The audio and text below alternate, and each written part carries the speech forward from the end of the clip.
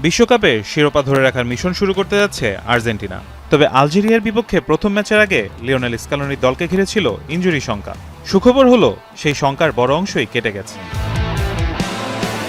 দলের সবচেয়ে বড় ভরসা লিওনেল মেসি এখন পুরোপুরি খেলার জন্য প্রস্তুত। মে মাসে পাওয়া মাংসপেশির চোট থেকে সেরে ওঠে প্রস্তুতি ম্যাচে আইসল্যান্ডের বিপক্ষে গোলও করেছেন তিনি। শুধু মেসিই নন, গেল বিশ্বকাপ জয়ের অন্যতম নায়ক গোলকিপার এমিলিয়ানো মার্তিনেজও ফিরেছেন স্বস্তির খবর নিয়ে। আঙ্গুলে চির ধরায় প্রীতি ম্যাচের একটিতেও খেলেননি তিনি। এমিকে ঘিরে শঙ্কা বাড়ে সমর্থকদেরও। তবে বিশ্বকাপের মূল লড়াই শুরুর আগে শঙ্কার মেঘ কেটে গেছে। মূল একাদশী দেখা যাবে এই তারকাকে।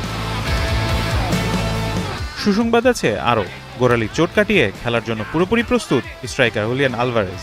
যদিও আলজেরিয়ার বিপক্ষে শুরুর একাদশে তাকে দেখা যাওয়ার সম্ভাবনা খুবই ক্ষীণ। সব মিলিয়ে মেসি, মার্তিনেজ ও আলভারেজের প্রত্যাবর্তনে আত্মবিশ্বাস ফিরেছে আর্জেন্টিনা শিবিরে। বর্তমান চ্যাম্পিয়নদের লক্ষ্য একটাই, আলজেরিয়াকে হারিয়ে জয় দিয়ে বিশ্বকাপ অভিযান শুরু করা। ফারহান ইহসান, এখন।